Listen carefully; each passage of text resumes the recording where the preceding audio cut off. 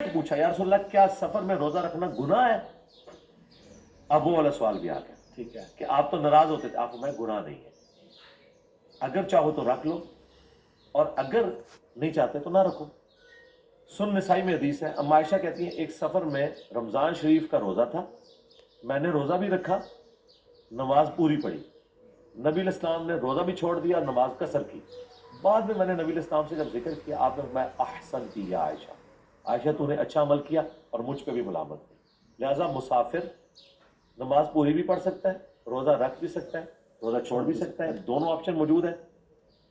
رہا آج کا یہ ماڈرن دور جس میں سفر آسان ہے، تو اس میں ہم تو یہ مشورہ دیں گے کہ روزہ آپ رکھیں۔ اس کی وجہ یہ ہے کہ بعد میں بھی تو آپ کو گنتی پوری کرنی ہے، اور وہ اتنا مشکل کام ہے، یہ تو ماحول میں آپ ماحول بنا ہوتا ہے، سب سیلنگ ہوتے ہیں۔ میں دیکھیں 15 سال ایسے روٹ پہ سفر کرتا رہا ہوں کہ میرے ہر رمضان کے 8 روزے سفر میں آتے تھے، منڈے کا اور جمعے کا، ٹھیک ہے، منڈے جاتے ہوئے اور جمعے والے دن آتے ہوئے۔ مجھے بتائیں اگر میں ہر رمضان 8 روزے چھوڑتا تو شوال کے مہینے میں 6 روزے شوال کے رکھنے اور 8 یہ، یا اگلے رمضان سے پہلے کسی بھی وقت رکھ سکتے ہیں، لیکن ایک تردد والا کام تھا، میں رکھ لیتا تھا کہ کوئی مشکل نہیں ہے، آپ رکھ سکتے ہیں، لیکن اس بنیاد پہ آپ کرٹیسائز کسی کو نہیں کر سکتے۔ آج کے اس ماڈرن دور میں بھی اگر کوئی اے سی والی کار میں یا ٹرین میں یا جہاز میں بھی سفر کرے، یہ اس کا رائٹ ہے کہ وہ روزہ چھوڑ سکتا ہے، آپ اسے یہ رائٹ لے نہیں سکتے، ٹھیک ہے، وہ آپ غلوب نہ کریں، لیکن اسے ترغیب دلائیں کہ بعد میں بھی تم نے رکھنا ہے اگر رکھ سکتے ہو۔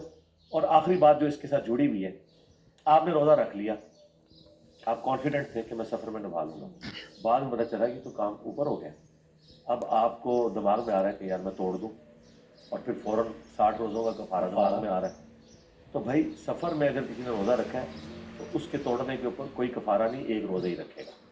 بخاری مسلم میں حدیث ہے، نبی علیہ السلام جب فتح مکہ کے موقع پر جا رہے تھے عصر کے وقت میں، اور عصر نبی علیہ السلام پڑھتے تھے مغرب سے آلموسٹ 2-2.5 گھنٹے پہلے،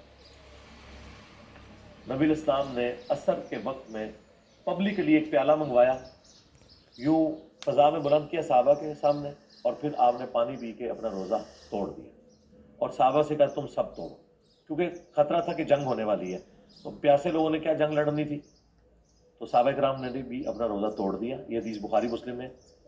بعض اصحاب نے پھر بھی نہیں توڑا، انہوں نے کہا خیر ہے تھوڑا سا ہی رہ گیا، تو نبی علیہ السلام اتنے ناراض ہوئے، آپ نے فرمایا وہ میرے نافرمان ہیں جنہوں نے روزہ نہیں توڑا، پھر انہوں نے بھی توڑ دیا۔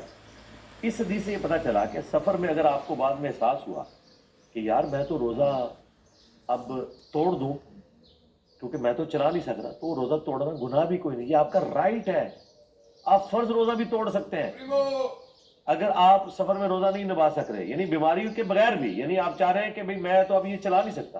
ایون ابو داؤد میں حدیث ہے، نبی علیہ السلام کو قحط آ گئی، آپ نے روزہ افطار کر لیا، حالانکہ قحط سے روزہ نہیں ٹوٹتا، ترمذی میں حدیث ہے کہ جو خود قحط کرے انگلی ڈال کے اس کا ٹوٹتا ہے، جس کی آٹومیٹکلی ہے نہیں، لیکن نبی علیہ السلام نے روزہ افطار کر لیا، تو وہ صحیح بخاری میں موجود ہے کہ حضرت ابو ہریرہ سے کسی نے پوچھا کہ قے آنے سے روزہ ٹوٹتا ہے، انہوں نے کہا قے آنے سے کیوں ٹوٹے گا، قے میں تو کوئی اندر چیز نہیں جا رہی ہوتی، باہر آ رہی ہوتی ہے۔ تو سندارمی میں پھر مزید صحابہ کرام سے جب پوچھا کہ انہوں نے کہا نبی علیہ السلام نے اس لیے احتیاط کیا تھا کمزوری کی وجہ سے، کہ اگر قے آ گئی، یعنی آپ نے فجر کے وقت روزہ رکھا، آپ کو 15-20 منٹ کے بعد یا 1 گھنٹے بعد یا 2 گھنٹے بعد قے آ گئی، اب پیٹ تو ہو گیا خالی اور روزہ پڑا ہوا 14، تو بھائی آپ کا رائٹ ہے، آپ روزہ اپنا افطار کر لیں اسی وقت، بعد میں 1000 رکھیں۔ یہ ہے وہ چیز جو دین میں آسانی ہے۔ لوگ کہتے ہیں نہیں دین کا علم حاصل ہوگا مشکل ہوگی، ہم کہتے ہیں دین میں آسانی ہے، اور اس میں ان علماء کے لیے بھی ایک اللہ کی طرف سے ایک سمجھ لیں سختی ہے، جو یہ پبلک میں مشہور کرتے ہیں کہ جی لوگوں کو آسانیاں بتائیں گے تو لوگ اپنی مرضی کا دین کریں، اور اللہ تو چاہتا ہے آسانی۔ سورہ بقرہ میں اللہ نے کہا ہے اللہ تمہارے لیے آسانی چاہتا ہے روزوں کے معاملے میں، بخاری کی حدیث ہے دین ہے ہی آسانی۔ اچھا علماء کہتے ہیں لوگ اپنی مرضی کا دین چلنا شروع کر دیں گے، آسانیاں لیں گے، آسانی کیوں نہ لیں، ہمارے نبی نے دی ہے، صحیح مسلم میں حدیث ہے۔ حضرت عمر سے ایک بندہ آگے پوچھتا ہے یہ قرآن میں ہے کہ جب تم سفر میں ہو اور خوف کی حالت میں ہو تو نمازوں کو قصر کر سکتے ہو، کوئی حرج نہیں، تو اے امیر المومنین اب تو خوف ختم ہو چکا، اب تو ہماری حکومت ہے تو قصر کریں۔ میں نے یہی سوال خود رسول اللہ سے پوچھا تھا، تو نبی علیہ السلام نے فرمایا اے عمر اللہ نے آسانی دی ہے لے لو، حالانکہ اب خوف نہیں ہے لیکن آسانی تو باقی ہے نا۔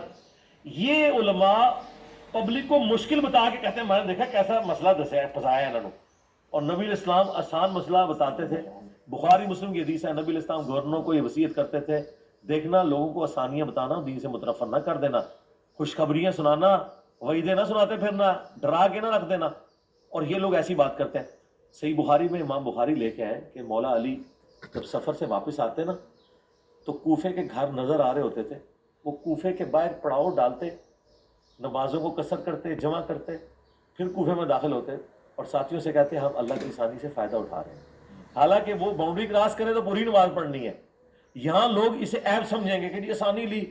شریعت میں اللہ کی آسانی کو اویل کرنا یہ اللہ کو پسندیدہ ہے بنسبت اس شخص کے کہ جو زیادہ کوئی مشقت اٹھا کے وہ کہتا ہے میں نے کوئی زیادہ کارنامہ کر دیا.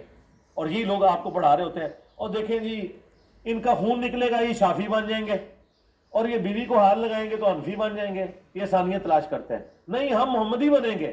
خون نکلنے سے وضو نہیں ٹوٹتا, یہ شافی کا مسئلہ نہیں ہے. امام شافی سے پہلے بھی خون نکلتا تھا. ابو داؤد میں حدیث ہے ایک صحابی کو تیر لگتے رہے, وہ پیرے کے اوپر تھے, پورا جسم لہو لہان ہو گیا, انہوں نے اپنی نماز مکمل کی, ان کا وضو نہیں ٹوٹا. اور دوسری طرف بخاری مسلم حدیث ہے, عائشہ کہتی ہیں ہمارا حجرہ تنگ تھا اور ان دنوں ہمارے گھروں میں چراغ نہیں ہوتے تھے غربت کی وجہ سے. نبی علیہ السلام جب تہجد کی نماز رات کو پڑھتے تھے, میں سامنے لیٹی ہوتی تھی, جب آپ سجدے میں جانے لگتے میرے پاؤں ٹو دیتے, میں پاؤں سمیٹ لیتی, اور جب آپ واپس قیام میں جاتے میں پھر پاؤں سیدھی کر لیتی. امام بخاری نے اس حدیث سے رزلٹ نکالا ہے کہ بیوی کو ہاتھ لگانے سے وضو نہیں ٹوٹتا. اس حدیث سے امام بخاری نے امام شافعی کا رد کیا. امام بخاری نے امام شافعی, احمد بن حنبل اور امام حنیفہ, امام مالک نے جہاں جہاں ان سے لمیٹڈ احادیث کی وجہ سے فتووں میں کوتاہی ہوئی حدیث کی بنیاد پہ ان کا رد کیا. ہم یہاں پہ حنفی نہیں ہو رہے. ہمارے نزدیک بیوی کو ہاتھ لگانے سے وضو اس لیے نہیں ٹوٹتا کہ حدیث میں آیا, اور ہمارے نزدیک خون نکلنے سے وضو اس لیے نہیں ٹوٹتا کہ حدیث میں آیا. یہ امام شافعی کے ایک غلط مسئلے نے اس وقت کروڑوں مسلمانوں کو تکلیف میں ڈالا ہوا ہے. انڈونیشیا اور ملیشیا سے سب سے زیادہ لوگ حج کرنے آتے ہیں, لاکھوں کی تعداد میں. آپ نے دیکھا ہے ان کی عورتوں نے دستانے پہنے ہوتے ہیں, کیونکہ ان کے نزدیک اگر خاوند اپنی بیوی کو ہاتھ لگا لے گا نا نیکڈ تو وضو ٹوٹ جائے گا.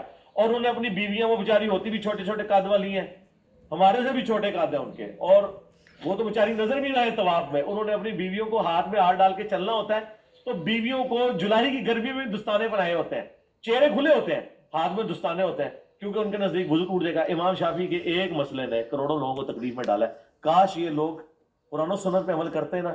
ان شافیوں کو کہوں گا تو ان کی مصیبت ٹل جاتی, اور یہاں کروڑوں حنفیوں کی مصیبت ٹل جاتی, جو بیچارے کہیں خون نکل آتا ہے وضو کرتے ہیں, بار بار تھوکتے رہتے ہیں میرا وضو ٹوٹ گیا, وضو ٹوٹ گیا. خون نکلنے سے وضو نہیں ٹوٹتا. اچھا